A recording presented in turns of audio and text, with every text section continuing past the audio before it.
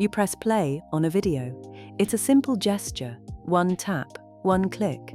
And within a few seconds, moving images and synchronized audio begin playing on your screen, delivered from a server that might be thousands of miles away, across a network that neither of you controls, through infrastructure shared with millions of other people doing millions of other things at exactly the same moment.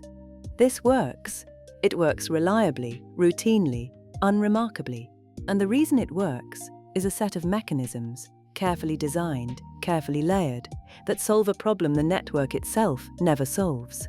The problem of ordering. Let's follow what actually happens, step by step, from the moment you press play to the moment the first frame reaches your screen. The server holding the video has the content stored as a continuous stream of encoded data, audio and video interleaved, compressed, ready to be sent. When your device requests it, the server begins transmitting.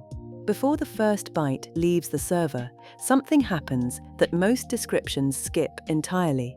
The server assigns each byte a position in the stream, a sequence number, starting from a value agreed upon during the connection handshake. Each byte gets a label marking exactly where it belongs in the overall sequence of data. These labels travel with the data, embedded in every packet. This numbering is the foundation of everything that follows. Without it, the receiver has no way to know where anything belongs, no way to detect gaps, no way to reassemble pieces into something coherent.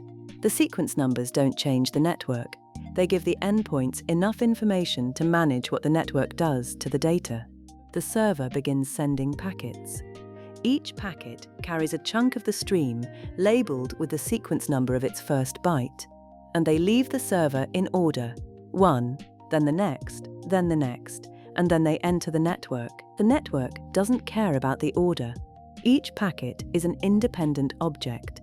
Each router it passes through looks at the destination address, makes a forwarding decision, and sends it on. Different packets may be forwarded along different paths. One route crosses fewer hops but passes through a congested link. A router with a queue backed up from other traffic, adding variable delay. Another route is longer in distance but running clear.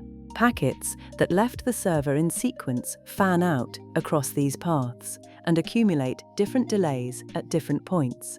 By the time they arrive at your device, the sequence is scrambled. The packet that should arrive third arrives first. Your device's TCP stack receives these packets and does not panic. It checks the sequence number on each arriving packet, compares it to what it's expecting next, and sorts. Early arrivals go into a buffer. The receiver advances its position only when the expected sequence is present. It builds, incrementally, an ordered view of a disordered stream. Then a packet goes missing. One packet, carrying, say, bytes 3000 through 4200, was dropped somewhere in transit. A router, momentarily overwhelmed, had a full buffer and discarded it. The packet doesn't announce its absence. No distress signal, no error message from the network. It simply stops existing. Your device notices, not because it was told, but because the sequence numbers don't add up. Packets continue arriving. Their sequence numbers sit beyond the gap. The receiver holds them, advances nothing, and sends back acknowledgements to the server. The same acknowledgement, repeatedly pointing at the same position. I have everything up to byte 3000. Send me what comes next. The number doesn't advance.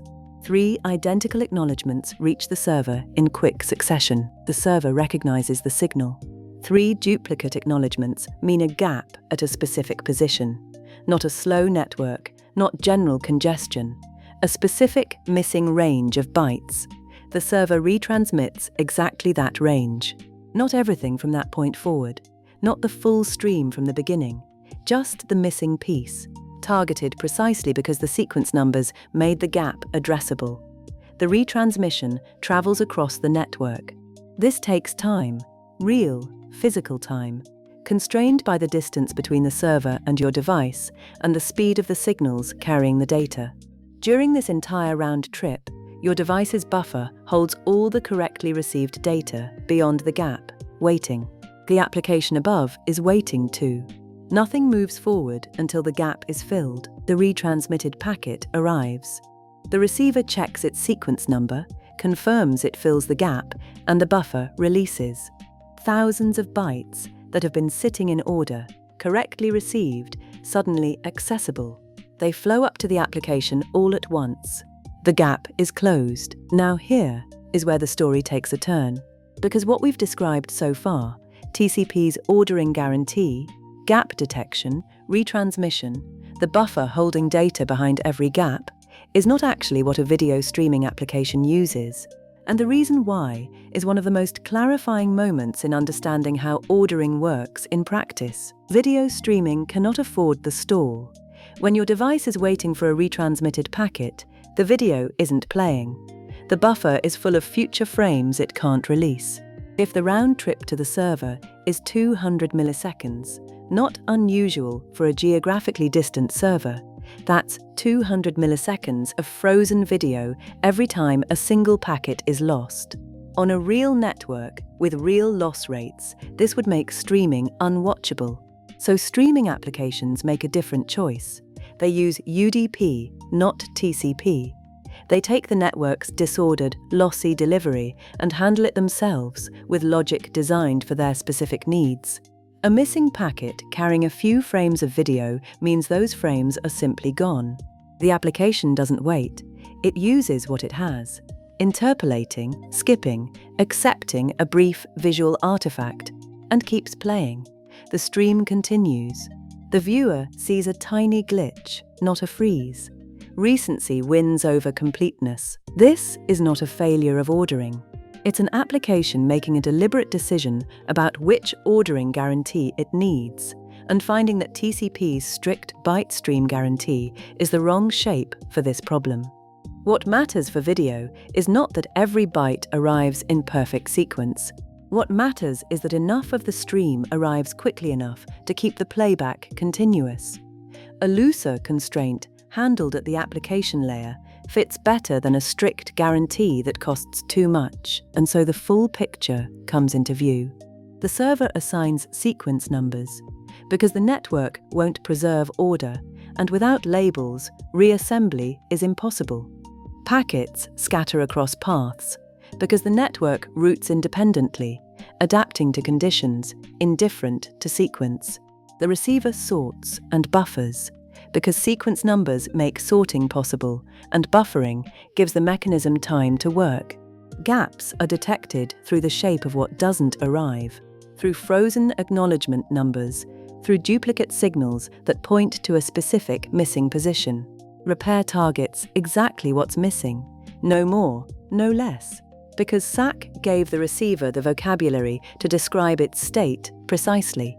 And the application chooses how much of this machinery to use, all of it, for data where completeness and order are non-negotiable. None of it, for data where speed matters more than perfection. The network in between does none of this. It moves packets, it makes no promises.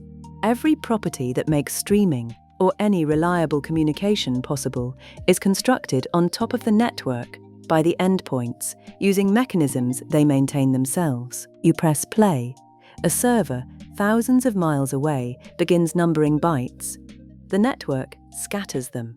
Your device sorts them, notices what's missing, and either waits for repair or skips ahead, depending on what the application needs. And what arrives at your screen, clear, ordered, continuous, is the result of all of that work happening invisibly in the time it takes a frame to load.